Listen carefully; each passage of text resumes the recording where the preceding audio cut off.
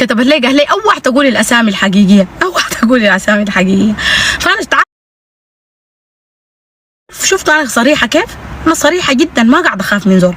قدامكم قلتوا هاي اديتكم اسامي غلط. ما في شيء في الدنيا دي يا جماعه. انا انسانه ربنا نازع مني خاصيه الخوف. سبحان الله سبحان الله. انتوا عارفين انا لو كنت في السودان مش كنت حكون اول مستنفره، لكن كنت اول زول بواجه العدو بكون مات زمان بقى بترول، لانه ما عندي خوف. خاصيه الخوف دي ما ربنا نازعها مني.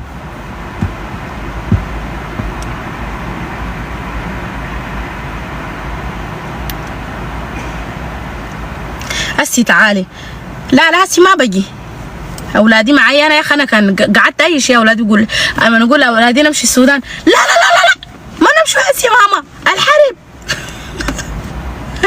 لكن حنزل السودان. في احلى من السودان وجنوب السودان؟ مستحيل طبعا. احلى منه ما. فانا زول بعتز بوطني شديد. حنزل ما في اي مشكله. منى عيني انزل.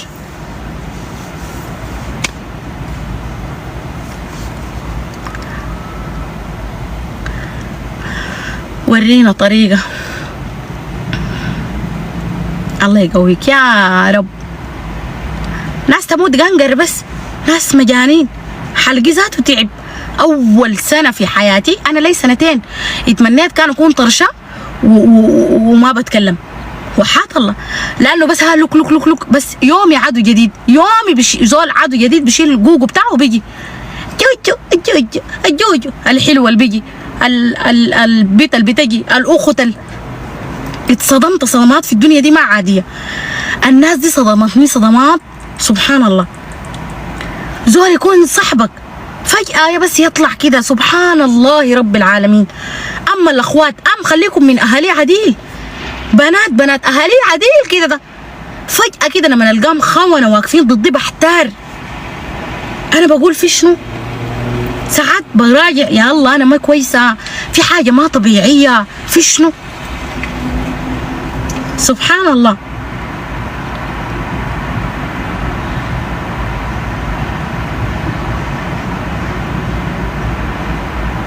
المسألة انهم بيمشوا بيستضعفوا الناس ضدي انا. تلقى الواحد يمشي يكابس ويكون ما فاضل يمشي يكابس، لما يبلوا بيمشي بيبكي بيستضعف الناس. واو دي جوجو عملت فيني كده، دي جوجو عملت فيني كده. ده الشيء اللي بيحيرني استضعاف الناس. انه شخص بيجي يستضعف الناس يكذب فيك عشان يشوه سمعتك. واحد يطلع يقول لك لا واحد تلقى الخاص كله هو الكذاب وهو الفتان، يكون فتنك مع الدنيا والعالمين. يطلع قدام الناس يقول لك فلانه دي كذابه وفتانه فتنت الناس. دي المشكله هنا. انا الحاجه دي محيراني. الزول بيكون مقتنع من جواه وفي دلائل انه هو اخطر زول فتان، يطلع قدام الناس يقول يقول جوجو الفتانه. والله ده الشيء اللي بيحيرني. انا ما عارفه بجيبوا الصيغه دي من وين.